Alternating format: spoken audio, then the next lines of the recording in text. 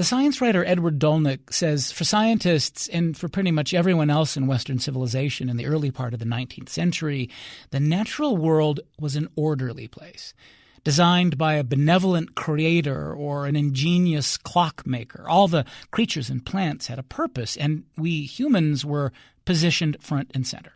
But then things started to shift. In the spring of 1802, a 12-year-old farm boy was plowing his father's field in South Hadley, Massachusetts. Dolnick says the kid had a great name, Pliny Moody.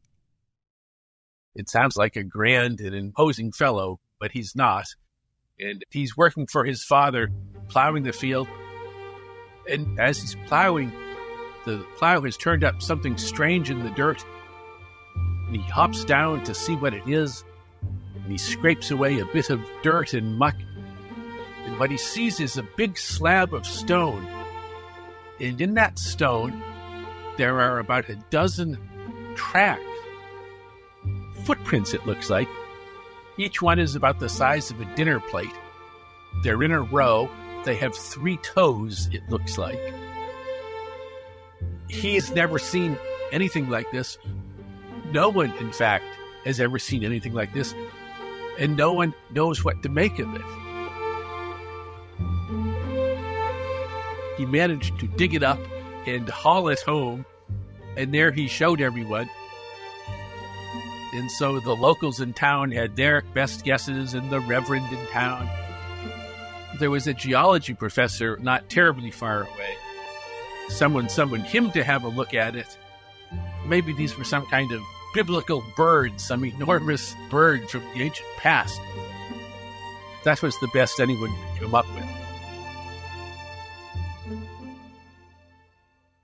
It was decades and decades before the mystery was solved of what it was that this farm boy, Pliny Moody, had found. It turned out that these were the first dinosaur tracks ever turned up. But no one had ever, at that time, had any idea that they were dinosaur tracks. No one had ever heard of dinosaurs. No one had ever imagined that there had once been such things. As far as anyone knew, the animals in the world were the ones we know from Noah's Ark. But this was something bizarrely different than that, and no one knew what it could possibly be. So this is the early 1800s. Darwin hasn't come along yet. And the picture that people have of the world was that it had always looked more or less the way it looked to them. There were oak trees and elm trees, that kind of thing, sheep and horses and cows. But the notion that there had once been lizards bigger than elephants, say, no one had imagined that. Not Leonardo da Vinci, not Shakespeare. And hardly anyone at this point knew that the Earth was ancient. Nowadays, we put the age of the Earth at billions of years. But in this era, people talked about thousands of years. And even that struck them as awfully old. People didn't think, oh, the Earth is 6,000 years old. That's hardly any time at all. They thought, the Earth is 6,000 years old. That's virtually eternal. The notion of God was that he was a meticulous craftsman, a loving creator who had essentially fashioned the world as a kind of diorama. He had put plants and trees and bushes in place, each one with loving and meticulous care. He'd drawn the stripes on the zebra. He'd put the feathers in the peacock's tail. He was an impeccable craftsman with an eye for detail, with endless patience. And each feature of the world represented a design that he had carried out himself.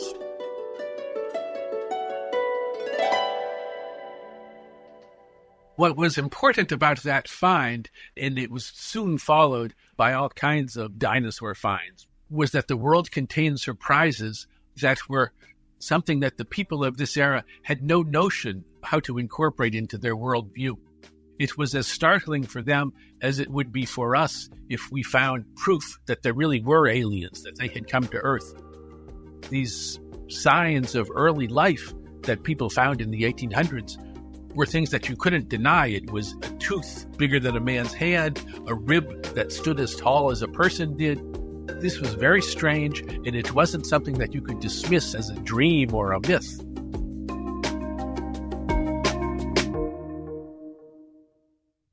This is Radio West. I'm Doug Fabrizio. Edward Dolnick is with us for the hour. His latest book is called Dinosaurs at the Dinner Party. It's about how the discovery of those footprints and then bones and then whole skeletons forced scientists and believers to rethink their notions of the past and the order of the universe. As Dolnick puts it, they had to make sense of eons of time when the Bible fit all of creation into a mere 6 days. Once Pliny had found the footprints, Dolnick says the dinosaur discoveries came in a rush, and it had to be disorienting. In fact, he told us this is the part that first interested him in the story. What intrigued me at first was what would it be like to see for the first time an idea that had never occurred to anyone, and to have this idea thrust at you in some way that you couldn't deny. Here was something that you had to find a way to make sense of. And so the spectacle of the story, what intrigued me, was you had the smartest people in the world who were knocking their heads against a wall trying to solve a riddle that today a 6-year-old could have helped them out with. You say that this dinosaur story stands apart from other scientific mysteries in the sense that it's really unusual, of course, but it also is best approached, as you say, in an unusual way. And I wanted to ask you what you mean by that, because you say it's kind of like a detective story, but you don't begin with a body. You begin with just pieces, and you have to kind of imagine a body. Say more about that. Well, what was so strange was that, as you say, it is akin to a detective story, but in a typical detective story, the opening scene is someone is walking in a park and the dog starts sniffing in the bushes, and then you yell at the dog a minute, and then you give in and go to see what's over there, and there, oh my God, it's a corpse. It's someone who's been stabbed, and you gather the evidence.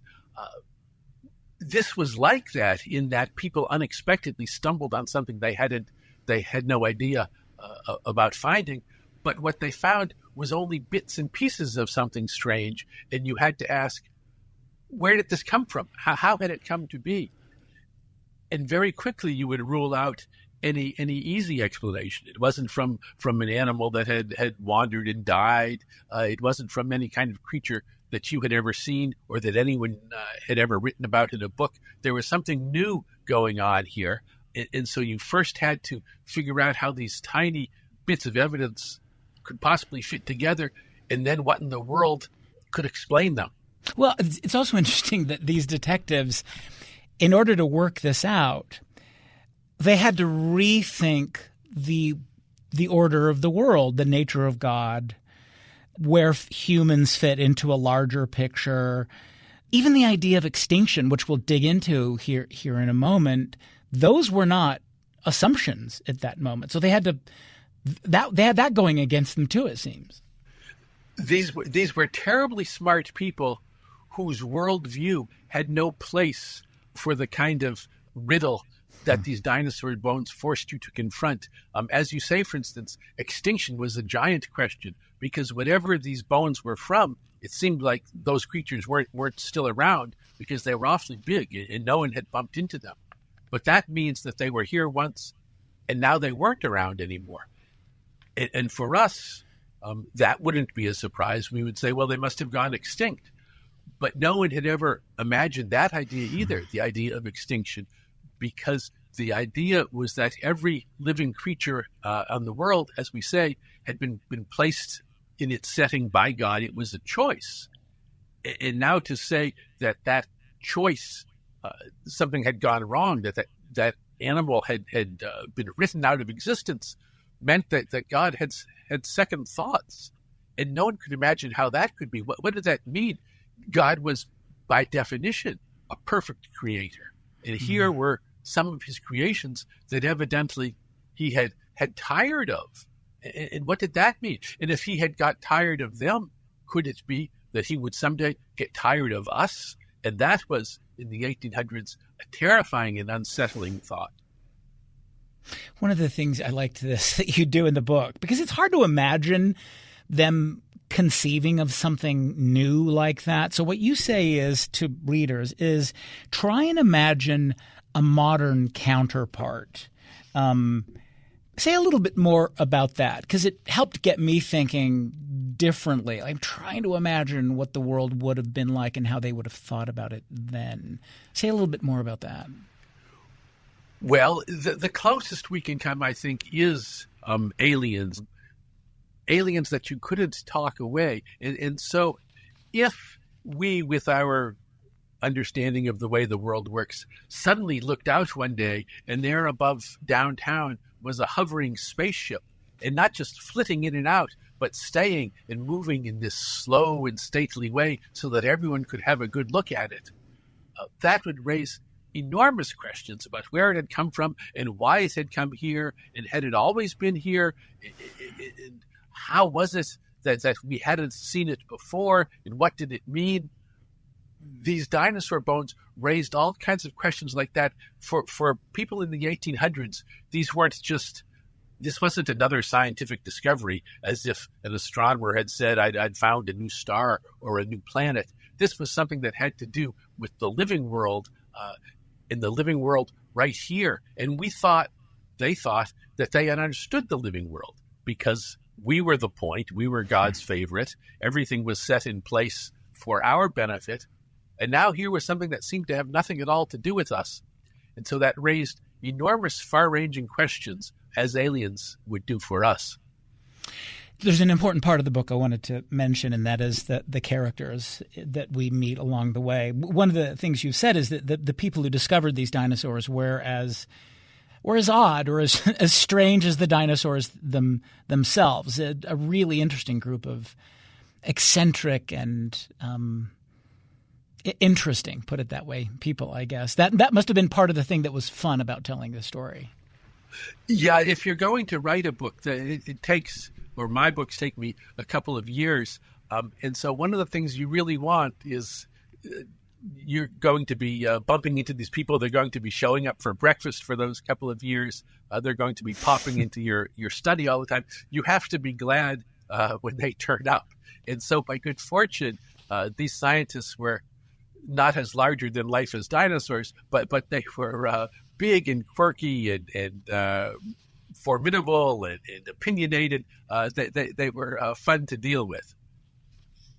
Well, let's talk about the first one you introduced us to, or one of the first anyway. This is a woman named Mary Anning.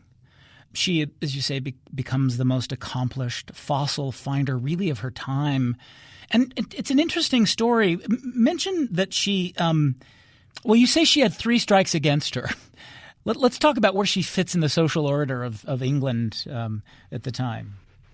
So Mary Anning, who was the first great fossil finder, she was an English woman. She lived on the southern coast of England, near the English Channel.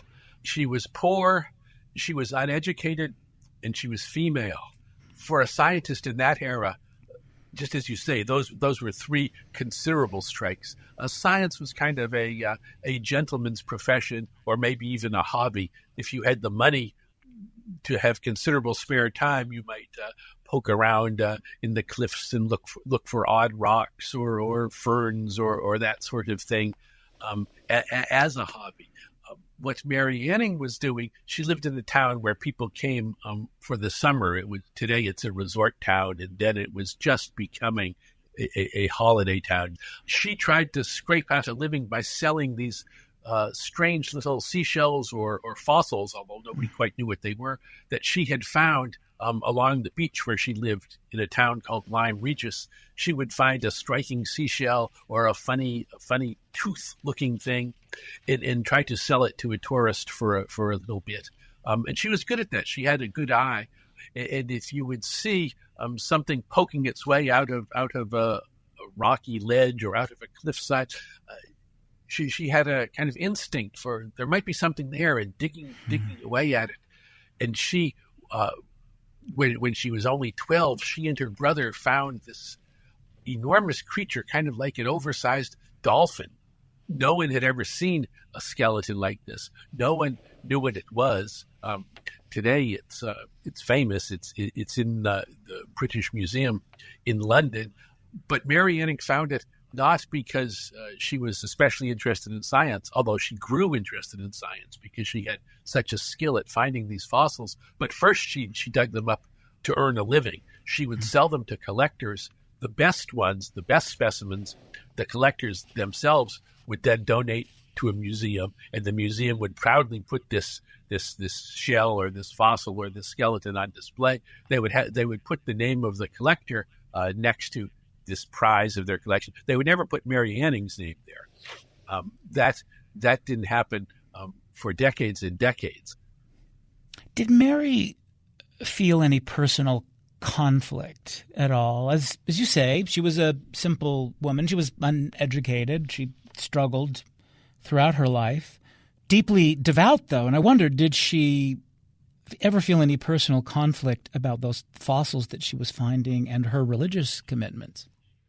She was terribly religious.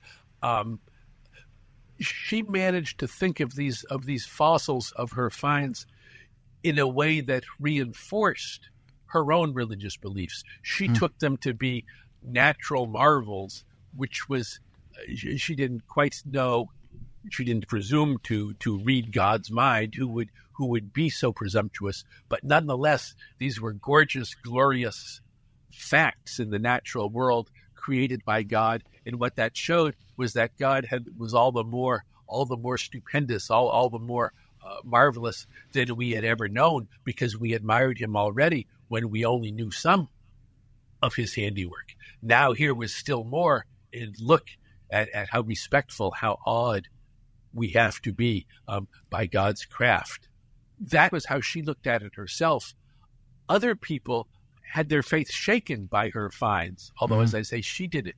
For them, since there was plainly no mention in the Bible of these enormous lumbering beasts, they took Mary's finds to be a contradiction of Scripture, and therefore to cast their religious beliefs in question. And so they were hostile to these discoveries. But Mary herself was able to reconcile them, as I say, by taking them as evidence of God's imagination and God's craft. Edward Dolnick, his book is Dinosaurs at the Dinner Party, how an eccentric group of Victorians discovered prehistoric creatures and accidentally upended the world. We'll take a break, come back in a moment. You're listening to Radio West.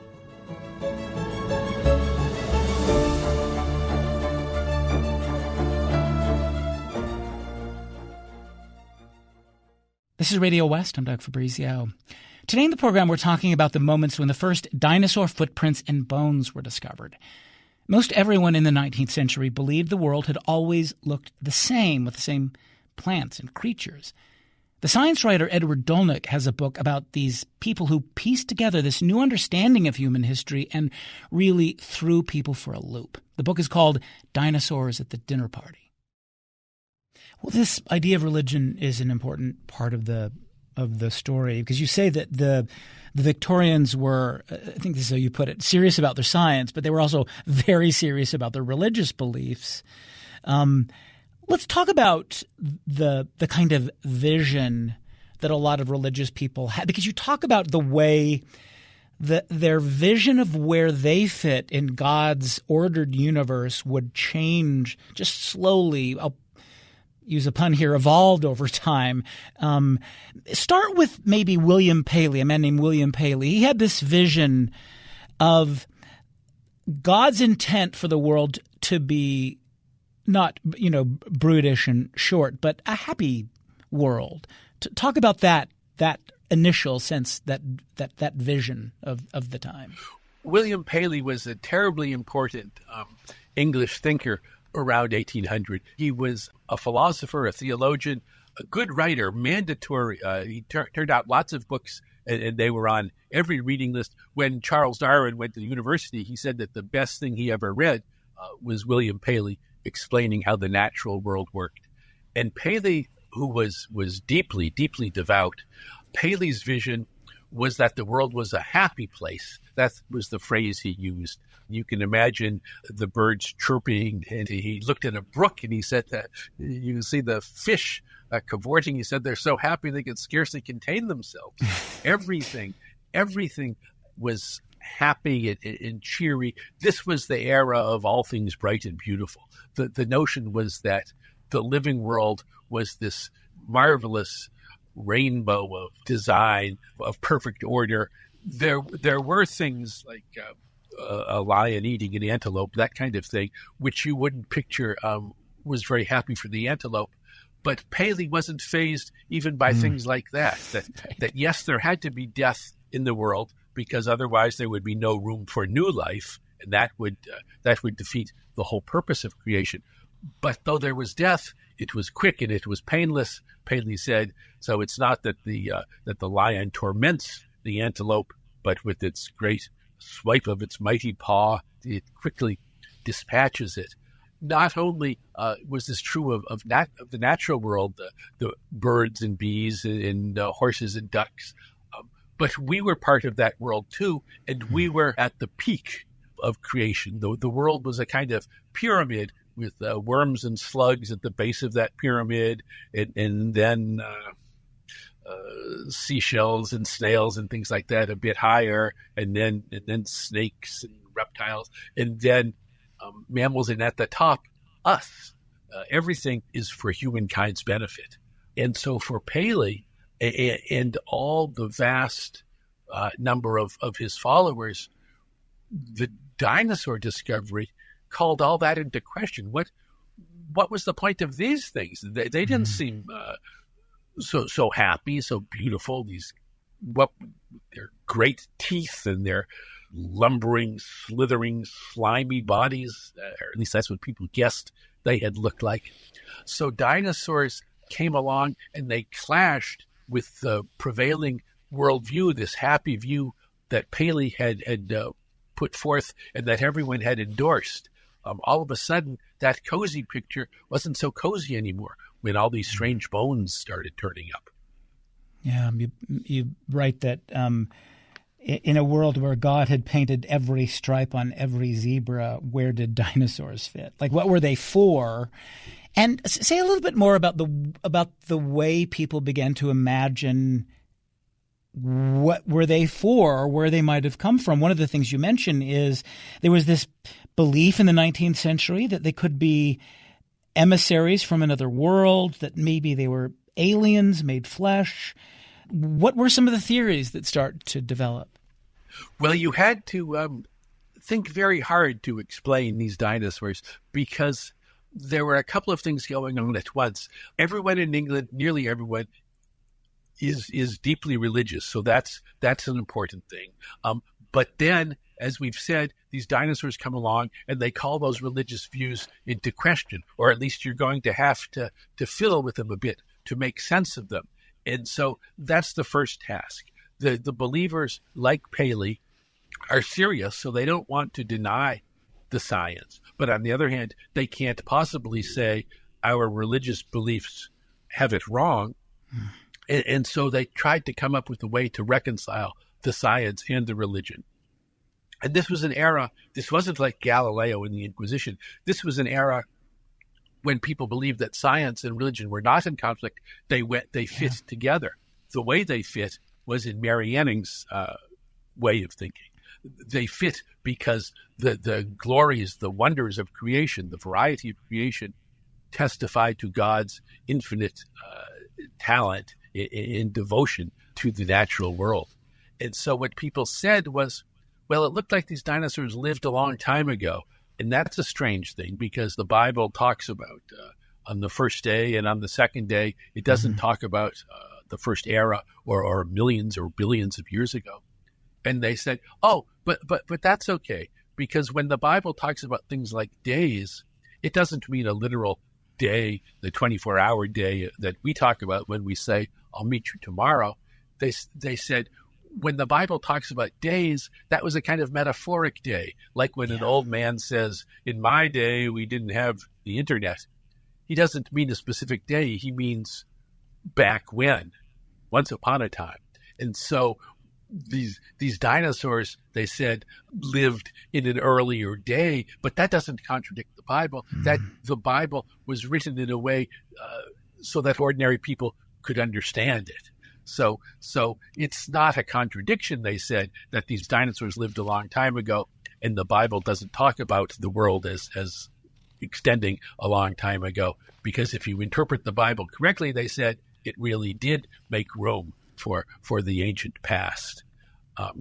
And dinosaurs, they said, well, it seems strange because they weren't on Noah's Ark. You didn't have stegosauruses marching up the ramp 2 by 2, but they said that's okay because the moral significance of the Bible stories starts when humans come on the scene. Mm-hmm. So it's okay if there was a kind of prehistory with these strange creatures, and so things are okay. Mm-hmm.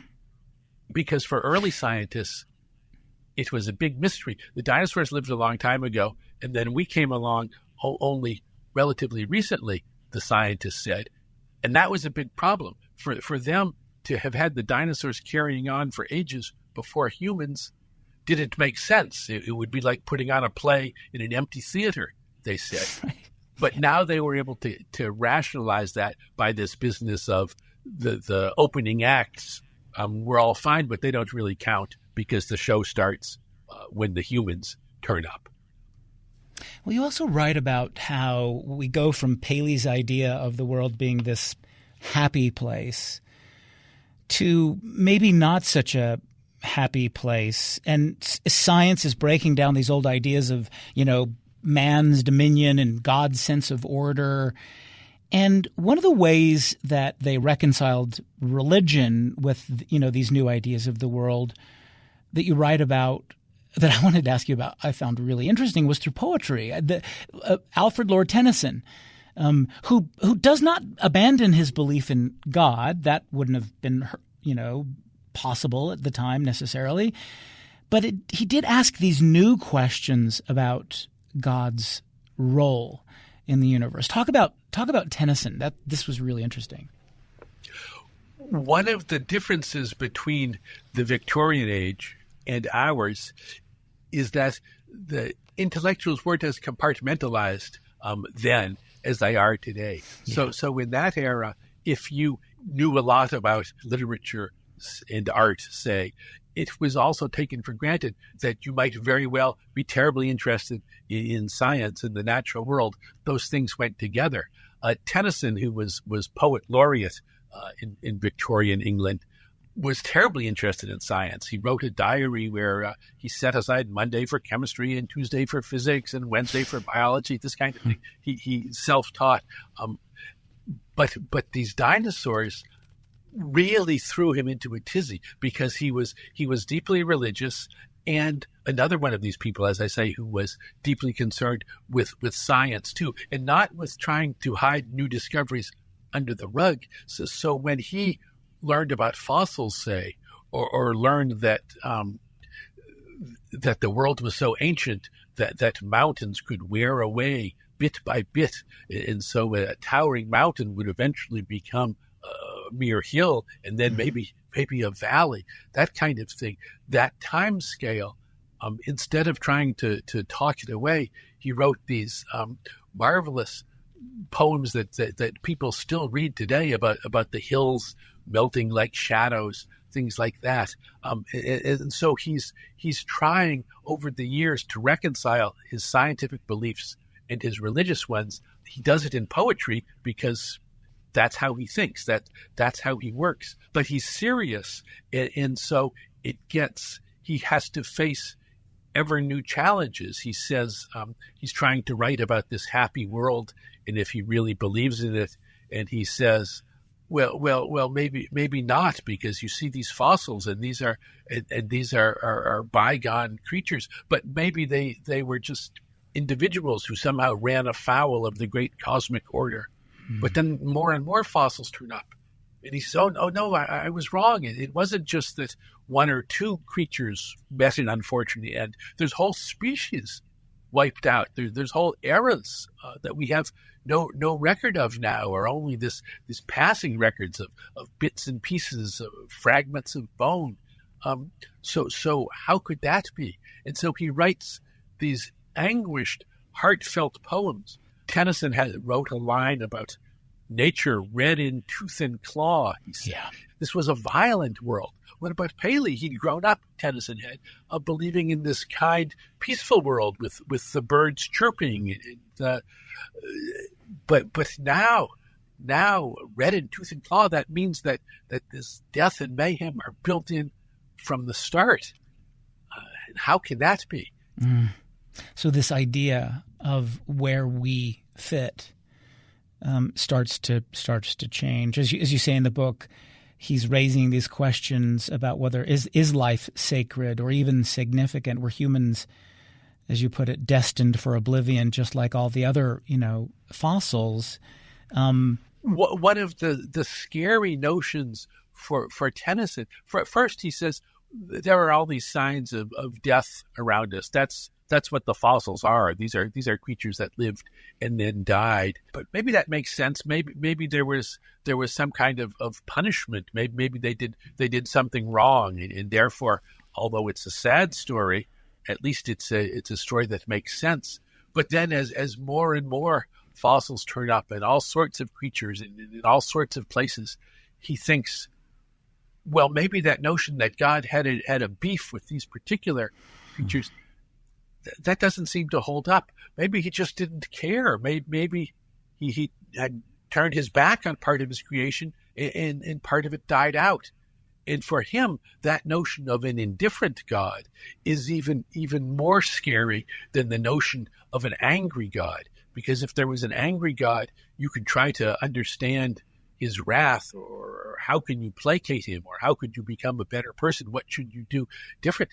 But if he's simply indifferent, if for some reason his creation no longer holds a special place, that was a terrifying possibility. This was a kind of existentialism a century or two before there was such a philosophy. What if there is no meaning?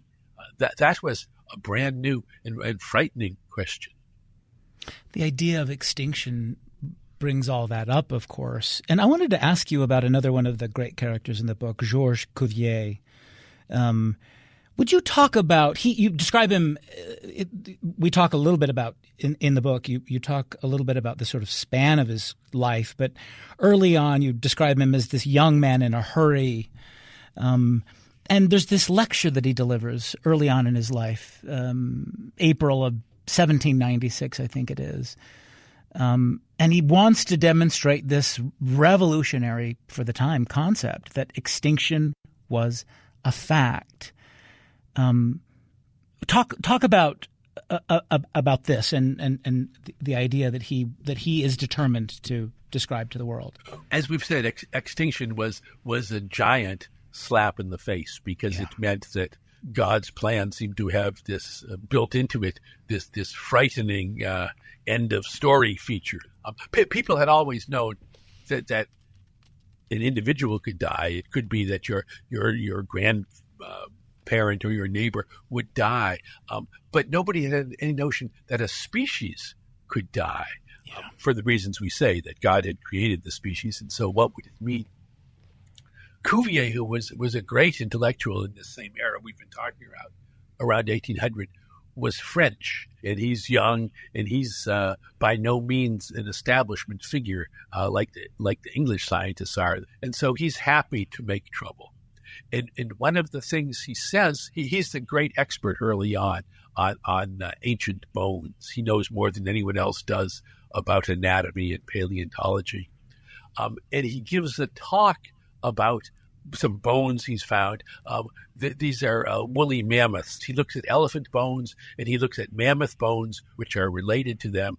And he looks at there are different kinds of elephants. There's Asian elephants today and African elephants.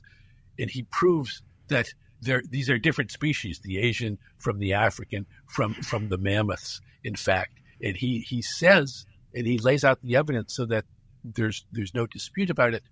Not only are these kinds of elephants different from one another, but the woolly mammoths, they don't exist anymore. Yeah. Extinction is a fact, he says. I've got the evidence. Here it is. Here's a bone from something that once walked the earth and that no longer does. Maybe extinction makes trouble for you religious believers, Cuvier says, in effect, but tough. You're going to have to learn to live with it, because I've just proved that extinction is a fact. You can't talk it away. And now people have to try to make sense of it. Edward Dolnick. His book is Dinosaurs at the Dinner Party, how an eccentric group of Victorians discovered prehistoric creatures and accidentally upended the world. We'll take another break and come back in a moment. You're listening to Radio West.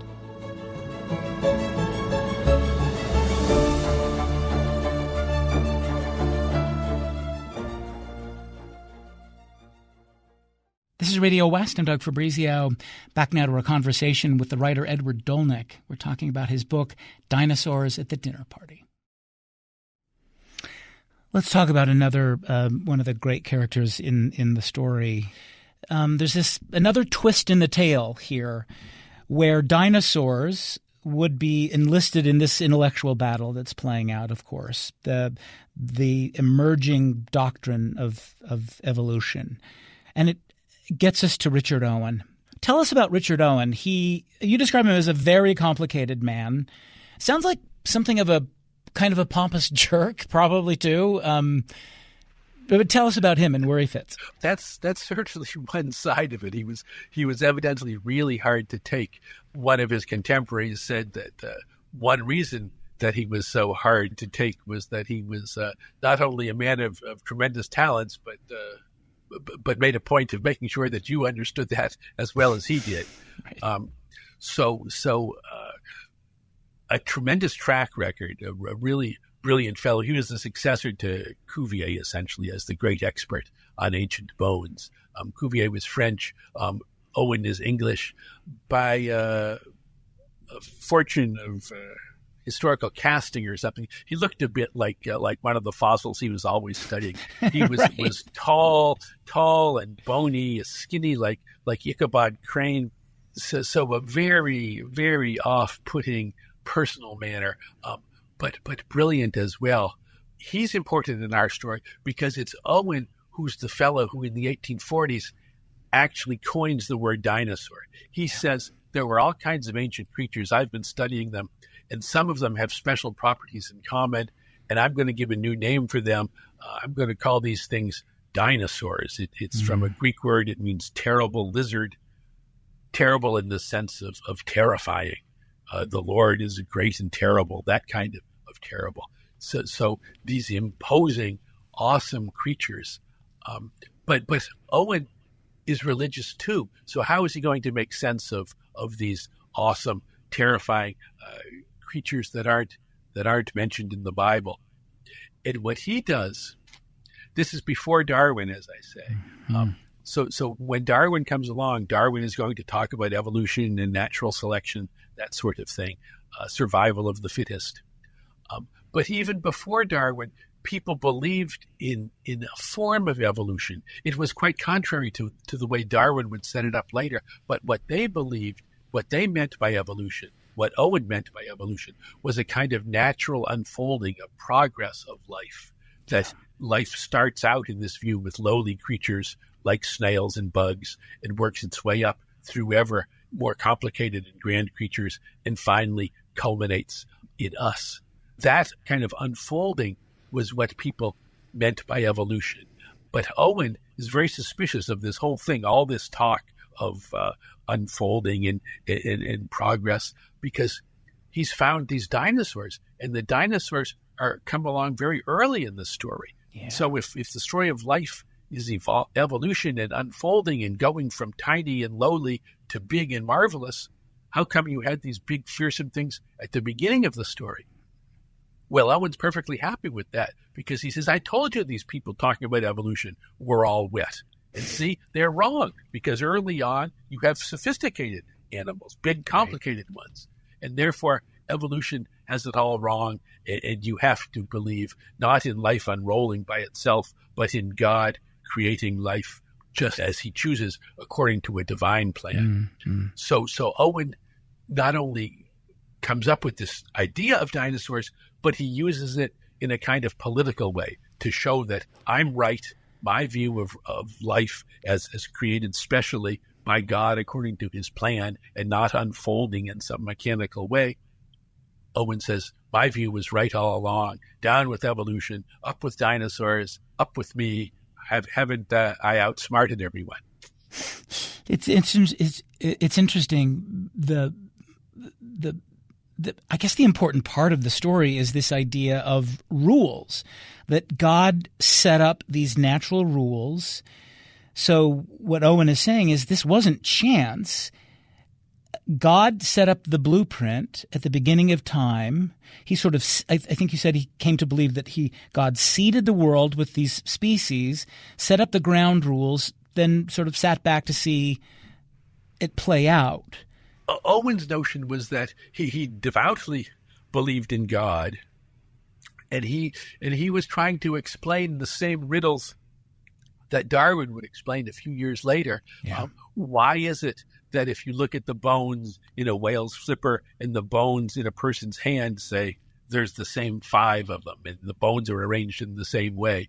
Why, if you look at the skeleton of a horse and the skeleton of a cow, is there some resemblance?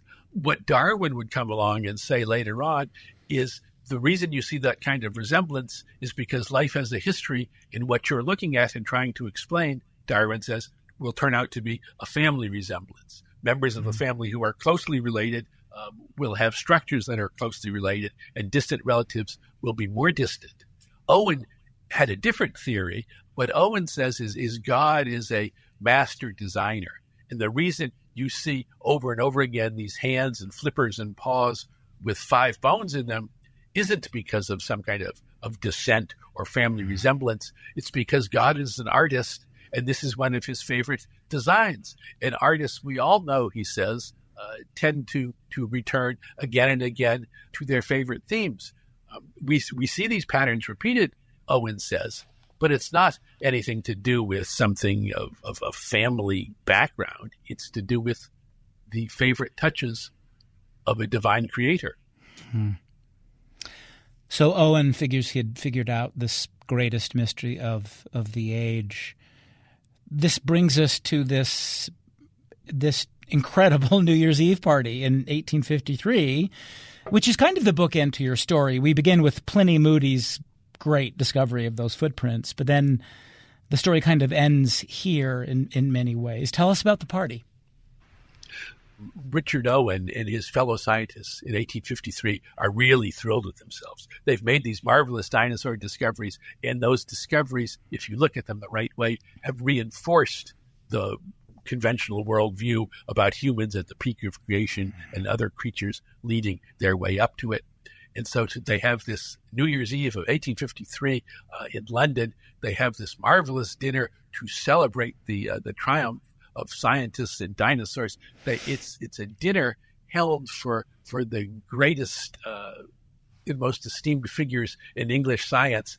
The dinner is held in a cutout of a huge dinosaur. It weighs 35 tons. It has room for a couple of dozen eminent Englishmen to eat it in this cutout thing. The dinosaur has its legs and its big neck, but its back is cut away so that there can be a banquet table there. And they're sitting, these scientists, inside the dinosaur at the table while waiters stagger up a bunch of stairs to them, bringing course after course and pouring every kind of wine and champagne and brandy and after-dinner drink to these scientists who are celebrating their great discoveries. Dinner starts at 4 p.m, and at midnight, at New Year's Eve, it's still going strong. And now at 1 o'clock, 2 o'clock in the morning, these diners are staggering out of the dinosaur and home to London, their arms around one another, all a little tipsy, singing these songs about farewell to the dinosaurs. That's their triumph. They discovered dinosaurs and welcomed them and made sense of them, and all is well. Yeah, they restored order to their world. But then, as you say, a bomb went off. And, of course, the bomb maker is Charles Darwin. Give us a sense of how Darwin upends that sense of order once again, because you say Darwin realized, look, there could be a design without a designer. Yeah, Darwin comes along with that startling idea. What he figures out is a way to explain how the order that we see in the world could have come to be without God at his design board, painting every stripe on every zebra. If there was a kind of selection where the fittest survive, a critter who was well suited to his environment would edge out one who wasn't quite so well suited. And if you had vast stretches of time eventually those well-suited animals, well-suited to their environment, would come to be terribly well-suited, and they would give every evidence that they had been designed for that purpose, even though it was nature that had designed them by whittling out the slow-running or the timid or the not very good flyers in favor of their more skilled counterparts. Darwin says all this. He convinces the world, but it's a scary thought, and to this day, it's an idea that people have difficulty with. But one of the things it means is that Owen's picture of God fashioning a kind of diorama doesn't hold anymore. Scientists no longer believe that. They don't need that picture of God fashioning a kind of stage set. This story will play out by itself with nature, not God in charge. And humans, according to Darwin, are one more kind of animal in this complicated story. They're not special. They're not set apart. We happen to have come along, but it could be, Darwin says, that if life had taken a different turn, if he didn't know about asteroids, but he would have been perfectly happy with that notion. If an asteroid had happened to hit and knock us out, we wouldn't be at the peak of the story. We wouldn't be in the story at all. So Darwin's story has chance and happenstance built into it from the get-go. Owen's story had this purposeful God at his design board. Darwin's story wins out. Owen's story is relegated to a historical footnote. And in fact, in London, there's the Natural History Museum, this great cathedral to science. It's one of the great buildings in the world, all kinds of dinosaur statues and other artifacts in it. And it was Owen who had it built. He raised the money. He had say in every feature of the design, including having a giant statue of himself placed in a place of honor as the person who'd figured out how the natural world worked. Well, now in the museum that he himself had built, his statue is shoved into a broom closet, and there in its place stand as if an emblem of the story. Darwin's statue is there instead. Everyone knows Darwin's name. No one knows Owen's name. Owen is lost to history. Darwin's version of the story is the one that's taught in school. So with Darwin, there's no going back to that old idea. But I guess the question is maybe finally, did it go away completely, Edward Dolnick? What do you see when you see creationists and their ideas in museums where there are dioramas with humans wandering around with dinosaurs? Is there an effort there to bring back that sense of God being in control, to bring back the idea that Owen figured he would bring back? That's still a hugely popular and hugely appealing idea, the notion that we are God's special favorites. You can see how bold it was for Darwin to come along 150 years ago, more than that now, and propose this theory, because just as you say, we don't like it now. The notion that we're not special, we are one kind of animal in a world full of animals, is one that we still do our best to resist. When Darwin came up with the theory, he wrote an outline of it years before he published. It took him a couple of decades to dare to face the wrath that he knew he would when he proposed his theory. And he wrote a letter to a friend at a point when he just set out all the ideas in his own mind. And he said, talking about evolution and natural selection, Darwin wrote, "It is like confessing a murder." He did come in for terrible abuse. The scientists, for the most part, conceded fairly quickly that, yes, his argument was better. He had it right. But nonetheless, all kinds of personal attacks. And as you say, all these decades later, there's still an impulse to say, oh, it can't quite be right. It must be that the story is built around us. It must be that we hold a special place in creation. It's a hard idea to dispel. Edward Dolnick, thank you very much. Well, I've enjoyed this. Thank you very much. That's Edward Dolnick. His book is Dinosaurs at the Dinner Party, how an eccentric group of Victorians discovered prehistoric creatures and accidentally upended the world. Radio West is a production of KUER. You can subscribe to the show wherever you get your podcasts. And we're on YouTube at KUER 90.1 and Instagram at Radio West. Our intern is Stevie Shaughnessy, the program produced by Benjamin Bombard and Tim Slover. Kerry Watson is our executive producer. I'm Doug Fabrizio.